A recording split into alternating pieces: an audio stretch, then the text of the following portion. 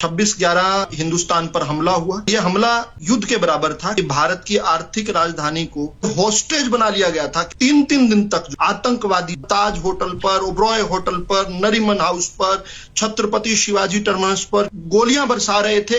रक्त रंजित कर दी थी मुंबई की जमीन।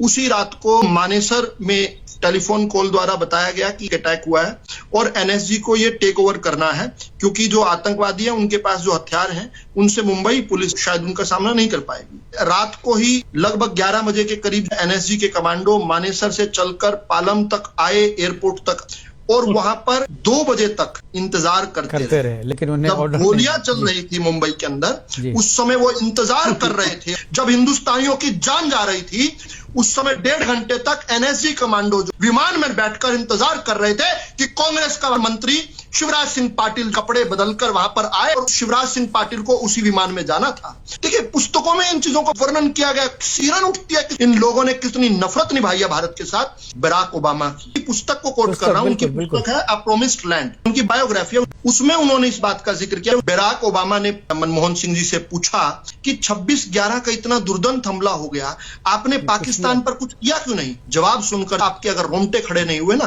तो आप भारतीय नहीं हो सकते।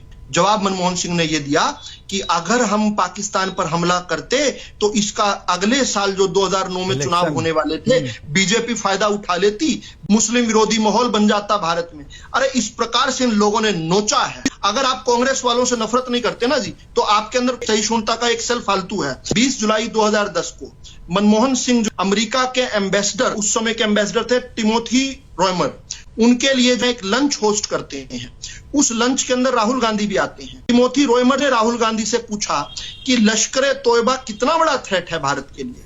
राहुल गांधी कहते हैं कि लश्कर तोयबा कोई बड़ा थ्रेट नहीं है, लिटे और लश्कर तोयबा से बड़ा थ्रेट तो हिंदू सैन्यकरण है। विकीलीक्स में जो इसका खुलासा, मुंबई के तत्कालीन ज्वाइंट कमिश्नर थे राकेश मारिया, उनको केवल कंट्रोल रूम में सब इंस्पेक्टर लेवल का काम था, वो करने के लिए रोक दिया गया। और जिस व्यक्ति ने रोका उसका भाई कांग्रेस की सरकार में मंत्री था। उसी व्यक्ति ने बाद में एक पुस्तक लिखी जो अजीज बरने की उर्दू संपादक ने रिलीज की कि आरएसएस की साजिश थी। जब डेविड कोलमैन हेडली से भारत की जो एजेंसीज पूछने गई, उस समय के जो जेलर थे सैम स्टीफन्स, वो हैरान थे कि उनसे मुंबई अटैक के बारे में कोई जानकारी नहीं ली जा रही है। हिंदू और सैफरन टेररिज्म की बात की जा रही है। डेविड कोलमैन हेडली से हमारे लोग पूछताछ कर रहे हैं और उनको सीधा नैरेटिव दिया गया है कि किसी प्रकार से हिंदू एंगल इसमें जोड़ दीजिए। और जब लोग कहते हैं ना कि अचानक से ऐसा क्या हुआ कि 2014 के बाद मोदी की सरकार आ गई, तो जो कभी हैदराबाद में, कभी मालेगांव में, कभी मुंबई के अंदर, कभी दिल्ली के अंदर दीपावली और होली के सजे हुए बाजारों में, कभी वाराणसी लखनऊ के अंदर, कभी जयपुर अहमदाबाद के अंदर, कभी अक्षरधाम मंदिर के अंदर विस्फोट होते थे, अचानक से विस्फोट होने कैसे रुक गए? ये इंडियन मुजाहिदीन के लोग जो कहां चले गए? तो इसका जवाब यह है कि इंडियन मुजाहिदीन को स्लीपर सेल का काम जो सत्ताधारी कांग्रेस पार्टी कर रही थी, इसके ऊपर भी जो जांच होनी चाहिए। हिंदुस्तानियों के गुनहगार हैं ये खून लगा हुआ है पंजे पर। हिंदुस्तानियों के रक्त पिपासु गिद्धों ने खून पिया है।